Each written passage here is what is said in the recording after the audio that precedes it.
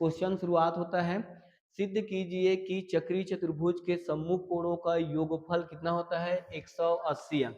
ये इस प्रकार से हमारे पास चक्रीय चतुर्भुज बना है कुछ ऐसी, ये ए है, बी है, सी है, डी है और ये किसमें बना हुआ है सर्कल में। तो सर्कल में बना हुआ है, सर्कल के अंदर बना हुआ है, वृत्त के अंदर बना हुआ है, मतलब उसको क्या बोलते हैं चक्रीय चतुर्भुज।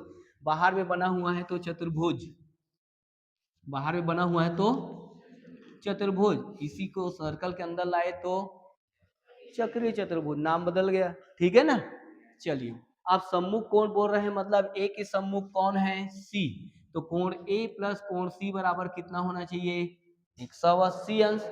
बी के सम्मुख कौन है डी, तो कोण बी प्लस कोण डी बराबर कितना होना चाहिए 180 अंश। यही सिद्ध करना है ना, करना है कि नहीं।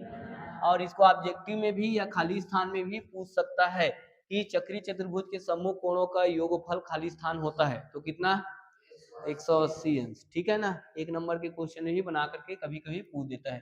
तो हल में सबसे शुरू पॉइंट आप क्या लिखोगे, दिया है, क्या दिया है आपको, ओ केंद्र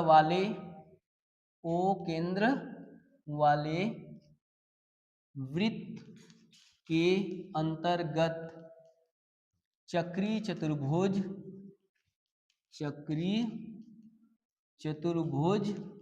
ABCD है, ABCD है। क्लियर हो गया पहला पॉइंट। दूसरा, हमें सिद्ध करना है,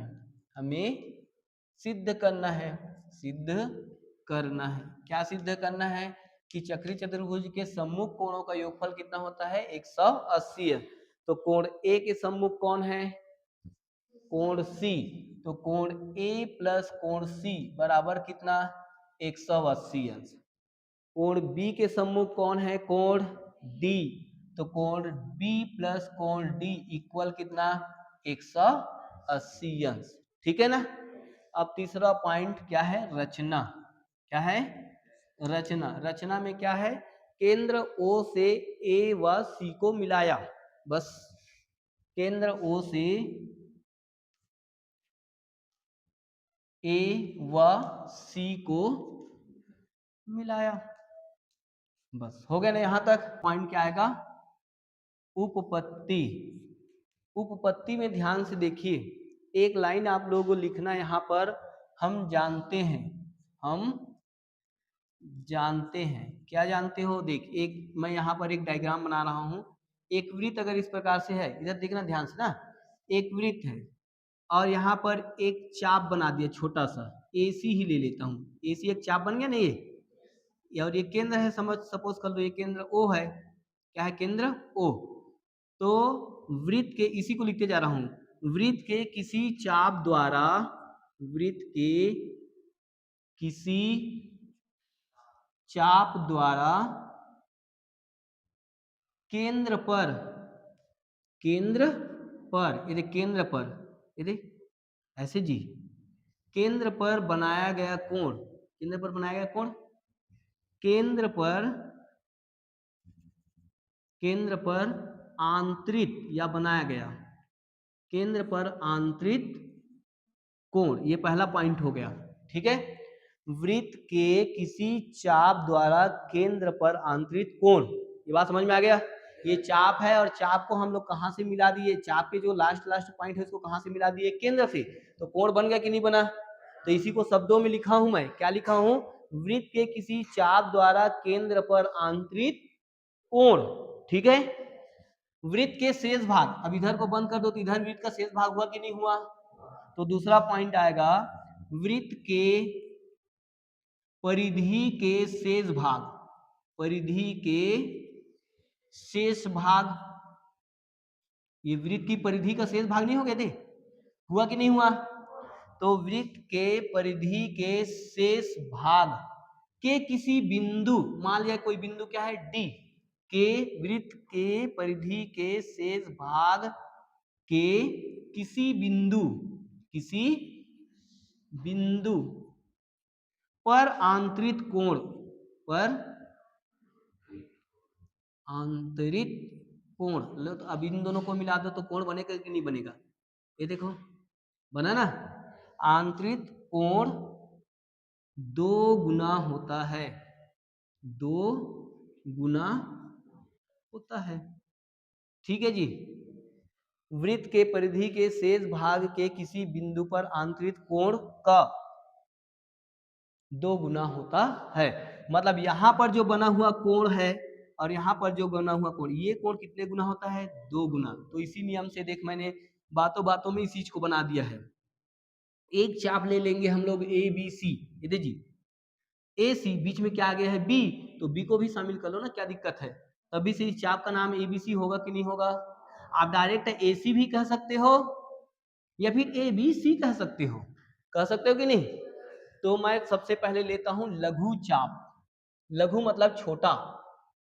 लघु चाप ए बी सी से, ये चाप का निशान है ना, ए बी सी से। तो देखो यही वाला डायग्राम बन रहा है कि नहीं बन रहा है? ये ए बी सी इधर डी, ये अब इस चाप के द्वारा, मतलब ए सी चाप के द्वारा केंद्र पर बनाया गया कोण को क्या लिखूंगा? ए ओ सी। लिखूंगा कि नहीं लिखूंगा? लिखूंगा कि नहीं? कोण ए ओ सी बराबर इसी चाप के द्वारा परिधि के शेष भाग पर बनाया गया कोण ए डी सी। लिखेंगे कि नहीं लिखेंगे? A D C, A D वाला जो कि है कितना गुना होगा? 2 गुना। क्लियर है? क्लियर है कि नहीं है? इसको देंगे नंबर 1। अब नंबर 2, दीर्घ चाप। अब इस डायग्राम को मैं अलग से काट के बनाता हूं, इस वाले को, अब ऊपर वाले को। ठीक है, तो देखो ये वृत्त है, ठीक है जी, ये ए है और यहाँ पर सी है, यहाँ पर केंद्र ओ है और यहाँ पर एक बिंदु क्या है? डी। तो ए सी, चाप ए सी भी कह सकते हो या फिर चाप ए डी सी भी कह सकते हो, यहां से यहां तक कह सकते हो कि नहीं? और लघु वाले चाप से ये चाप बड़ा है कि नहीं है? ये छोटा है और ये क्या है? बड़ा। तो इसका नाम क्या देंगे हम लोग? दीर्घ चाप। क्या देंगे? कह सकता हूं कि नहीं? तो दीर्घ चाप, दीर्घ चाप क्या नाम दे देंगे? ADC, ADC. ठीक है, अब एडीसी से देखना है, ध्यान से देखते रहना भाई। मैं एडीसी को जब लूंगा तो ए और सी केंद्र पर कोण बनाया इस प्रकार से, देखो इधर से लेना है, ध्यान रखना ना। तो इस कोण को इसी चाप के द्वारा, ए डी सी चाप के द्वारा केंद्र पर बनाया गया कोण सी ओ ए है। चाप का लास्ट पॉइंट तो ए और सी ही है क्या? इधर से जाओगे तो भी ए सी, इधर से जाओगे तो भी ए सी आ रहा है कि नहीं आ रहा है?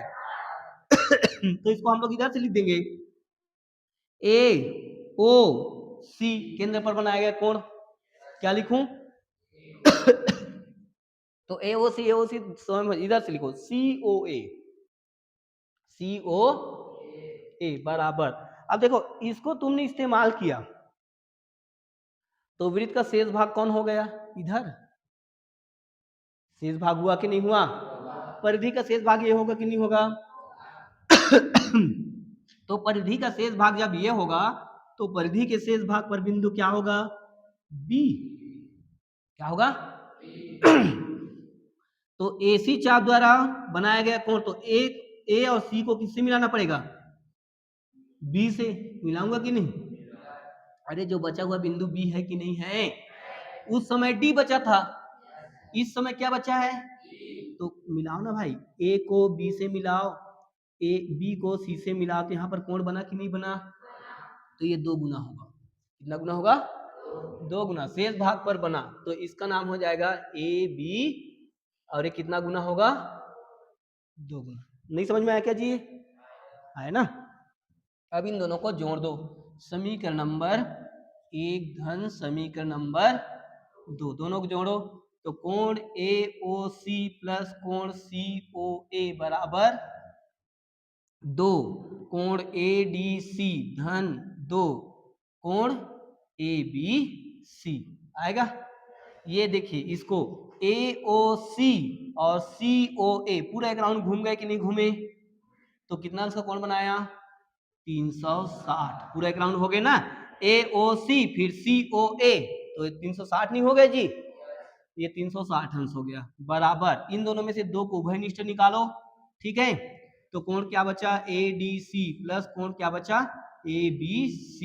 ये दो को इधर पक्षांतर करो तो 360/2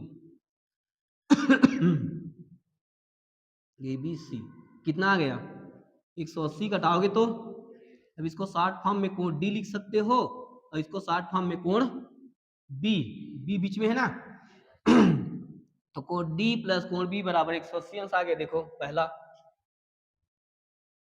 सिद्ध हुआ कि नहीं हुआ और इसको सिद्ध करना है, लिखिए पहले। अब हम जानते हैं करके लिख लेना, हम जानते हैं ना चतुर्भुज के चारों कोणों का योग कितना होता है, ABCD कितना होता है 360 अंश। B और D को एक साथ कर लो, A और C को एक साथ कर लो, कोण A प्लस कोण C और कोण B प्लस कोण D बराबर कितना हो गया 360। B प्लस D के इक्वल कितना लाए हो, 180 लाए कि नहीं लाए हो, अभी सिद्ध किए ना जी। अब 180 को उधर भेज दो तो कितना हो जाएगा कि कोण A प्लस कोण C बराबर 360 अंश माइनस 180 अंश, तो कोण A प्लस कोण C बराबर कितना हो गया 180 अंश, सिद्ध हुआ। ठीक है।